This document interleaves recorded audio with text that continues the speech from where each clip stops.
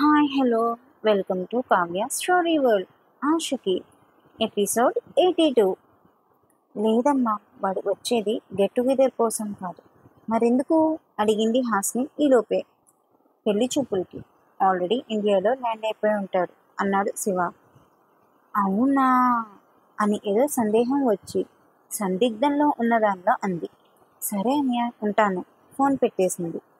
సంతోష్ కోసం కిందకి వెళ్తున్న హాసిని సుప్రియ డల్గా కనిపించేసరికి సుప్రియ దగ్గరికి వెళ్ళింది. ఏంటి, పెళ్ళికొడుకు ఎప్పుడు వస్తాడా అని వెయిటింగా అంది హాసిని ఆట పట్టించినట్టుగా. హాసిని వైపు చురుగ్గా చూసింది సుప్రియ. ఇంతకు నీ పెళ్ళికొడుకు ఫోటోని చూసావా అడిగింది హాసిని. లేదు అన్నట్టుగా తలూపింది పరాగ్గా సుప్రియ. ఇతనే నీకోసం వచ్చేది అంది హాసిని ఫోన్లో ఫోటో చూపిస్తూ. అక్క, నా మూడ్ బాలేదు అని చిరుగురులాడుతూ హాస్ని చూపించిన ఫోటో వైపు చూసి, ఇతను ఎక్కడో చూశాను అంది సుప్రియ. నువ్వు గుర్తు తెచ్చుకుంటూ ఉండు, నేను మీ బావ దగ్గరికి వెళ్ళొస్తా అంది హాస్ని. ఇంత పొద్దునే బావ ఎక్కడికి వెళ్ళాడు అడిగింది సుప్రియ. ఎక్కడికి వెళ్ళలేదు, ఇంట్లోనే ఉన్నారు, మావయ్య దగ్గర పడుకున్నారు అంది హాస్ని. మావయ్య దగ్గర ఆశ్చర్యంగా అడిగింది సుప్రియ. అవును అని జరిగింది చెప్పి, మావయ్య త్యాగం ఆయన మొయ్యలేనంత గుండె బరువు, అందుకే మధ్యరాత్రి ఆయన లేచి చంటి పిల్లల్లా వాళ్ళ నాన్న కోసం వెళ్ళి అక్కడే పడుకుని పోయారు అంది హాసిని. సుప్రియ ఆశ్చర్యంలో ఉండిపోయింది. హాసిని సంతోష్ కోసం వెళ్ళింది. నాన్నకి ఈ విషయం తెలియదా? హాసిని యొక్క అన్నట్లు పెళ్ళికొడుకు ప్రతాప్ అయితే నాన్నకి తన సంతోష్ బావ ఫ్రెండ్ అని తెలుసు కదా. బావకు కూడా ప్రతాప్ గురించి చెప్పచ్చు కదా, ఎందుకు చెప్పలేదు? నిన్న చిన్నమావయ్య నాతో మాట్లాడినప్పుడు నీకు తెలియనివి తెలుసుకోవాల్సినవి ఉన్నాయన్నారు. ఏంటవి, ఏమై ఉంటాయి ఆలోచనలో పడింది సుప్రియ. హాసిని సంతోష్ దగ్గరికి వెళ్ళేసరికి సంతోష్ చంటి పిల్లాడైపోయి మంచం మీద మోచేతులాంచి రావు గారి కబుర్లు చెప్తుంటే రావుగారు వాటికి స్పందిస్తూ కళ్ళతోనే బదులు చెప్తున్నారు. రఘుగారు ఆనందం వర్ణాన్వితం. సంతోష్ని పిలవబుద్ధి కాక వంటగదిలోకి వెళ్ళి అందరికీ కాఫీ పెట్టించి సంతోష్ వాళ్ళ దగ్గర కూర్చుని తను కూడా కబుర్లలో భాగమైంది. ఆఫీసు స్కూల్కి వెళ్ళాలి అనే విషయాన్ని మర్చిపోయి కాలాన్ని కబుర్లతో కరిగిస్తుండగా ఒక వ్యక్తి వచ్చి సంతోష్ కళ్ళు మూశాడు. తన కళ్ళ మీద పడిన చేతులను తీసేసి వెనక్కి తిరిగి చూసి షాక్ అయ్యాడు సంతోష్. రే ప్రతాప్, నువ్వు అసలు ఇన్ఫార్మ్ చేయలేదు, గెట్ టుగెదర్కి ఇంకా 2 days ఉంది కదా అన్నాడు సంతోష్. మన సుప్రియని చూసుకోవడానికి వచ్చింది తనే. యాక్చువల్లీ మేము పొద్దున్నే మా ఇంటికి వెళ్ళిపోదాం అనుకున్నాం, బట్ దీనికి సర్ప్రైజ్ ఇవ్వాలి అని మిమ్మల్ని కూడా ఇక్కడే ఉండిపోమన్నారు చెప్పాడు వెంకటేశ్వరరావు. అంటే సుప్రియని చేసుకోవడానికి వచ్చింది వీడా మనసులో అనుకున్నాడు సంతోష్. చాలా పెద్ద సర్ప్రైజ్ రా అన్నాడు సంతోష్.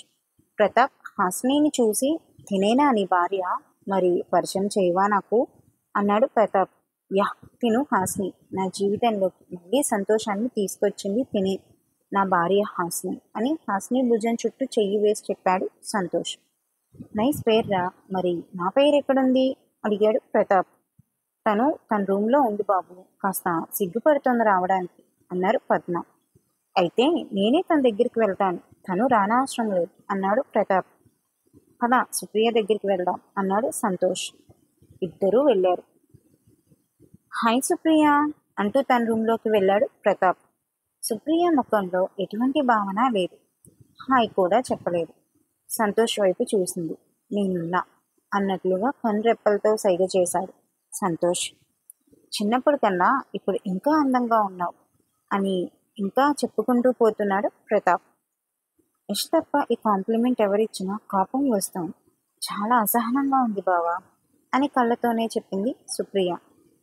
ఏంటి సుప్రియ, నేను మాత్రమే వాగుతున్నాను, నువ్వు మాట్లాడడం లేదేంటి?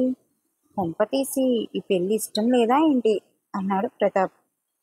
అమ్మయ్య, అర్థం చేసినందుకు చాలా థ్యాంక్స్ అంది సుప్రియ. ప్రతాప్ ఆశ్చర్యపోతూ సంతోష్ వైపు చూస్తూ, రే ఏంట్రా ఇది, కాస్త కూడా జాలి దయ మొహమాటం లాంటివి ఏం లేకుండా మొహం మీద చెప్పేసింది అన్నాడు ప్రతాప్. తనకి నిజంగానే పెళ్ళంటే ఇష్టం లేదురా, యాక్చువల్లీ పెళ్ళికొడుకు ఎవరు ఏంటి తెలియక నేను చాలా టెన్షన్ పడ్డా, కానీ నువ్వని తెలిసాక చాలా రిలీఫ్ వచ్చింది అన్నాడు సంతోష్. అంటే నేను అమెరికా నుండి వచ్చింది నీకు రిలీఫ్ ఇవ్వడానికా అన్నాడు మొహం చిరాగ్గా పెట్టుకుని. నువ్వు సర్ప్రైజ్ ప్లాన్ చేయకపోతే నీకు షాక్ తగిలేది కాదుగా అన్నాడు సంతోష్. నా కర్మరా, నా కర్మ. సప్త సముద్రాలు దాటి పిల్ల కాలవలో పడి చచ్చాడట, అలా ఏడ్చింది నా బతుకు అన్నాడు ప్రతాప్. అయ్యో నువ్వేం ఎడవక్కర్లేదు అన్నయ్య, నీకోసం ఒక మంచి అమ్మాయిని చూశాను అంటూ వచ్చింది హాస్ని. నా కోసం మీరు అమ్మాయిని చూడడం ఏంటి అన్నాడు ప్రతాప్. అంటే నువ్వు ఇక్కడ పెళ్లి చూపులకు వస్తావని తెలియక నీకు ఒక పిల్లని చూసి పెట్టింది మా ఆవిడ అన్నాడు సంతోష్. ఏంటి, నేను రాకముందే అడిగాడు ప్రతాప్. అవునన్నయ్య తలూపుతూ చెప్పింది హాస్ని. అసలు నువ్వు మీ నాన్నకి ఎందుకు ముందే చెప్పలేదు నీ మనసులో ఆల్రెడీ ఒకడు ఉన్నాడని విసుగ్గా అన్నాడు ప్రతాప్. నాకు ఆ అవకాశం ఇవ్వలేదు అంది సుప్రియ. మీ పెద్దోళ్ళు ఉన్నారే ఛా అన్నాడు ప్రతాప్. అన్నయ్య నీకోసం ఒక అమ్మాయిని చూశాను అని చెప్పానుగా, తనని చూడాలనిపించట్లేదా అడిగింది హాసిని. రే, ఈ అమ్మాయి ఎక్కడ దొరికిందా, నా ఎమోషన్స్ని అస్సలు పట్టించుకోదా, ఒక పక్క నాకు నచ్చిన పిల్ల మనసులో నేను లేనని బాధపడుతుంటే ఇంకొక పిల్లని చూడాలని లేదా అని అడుగుతుంది ఏంట్రా అన్నాడు ప్రతాప్.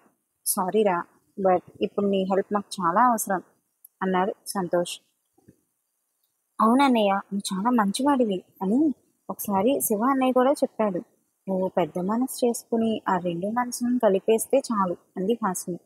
అంటే ఏం చేయాలి అడిగాడు ప్రతాప్. నీకు ఆల్రెడీ తెలుసు కదా కోర్టు కేసు గురించి, ఇంకొక 2 వీక్స్లో క్లియర్ అయిపోతుంది. సో ఈలోపు నువ్వు మాకు కోఆపరేట్ చేయాలి అన్నాడు సంతోష్. కోఆపరేటా అంటే ఇప్పుడు నేను వెళ్ళిపోవాలా అన్నాడు ప్రతాప్. మీరు భలే జోక్స్ వేస్తున్నారన్నయ్య, మీకు మంచి అమ్మాయిని చూస్తే మీరేంటి వెళ్ళిపోతా అని అంటారు. జస్ట్ ఈ కేసు అయ్యే వరకు బాబాయ్ గారికి ఏం చెప్పకండి అంది హాసిని. ఏంటో జీవితం, సర్లే మా బాబుకైనా ఫోన్ చేసి రావద్దని చెప్తాను, ఫ్లైట్ టికెట్స్ అయినా మిగులుతాయి అన్నాడు ప్రతాప్. అయ్యో వాళ్ళని ఎందుకు వద్దండా, ఎలాగో ఆమె నీతో మీ పెళ్లి గురించి మాట్లాడాలి కదా, రానివ్వండి అంది హాసిని.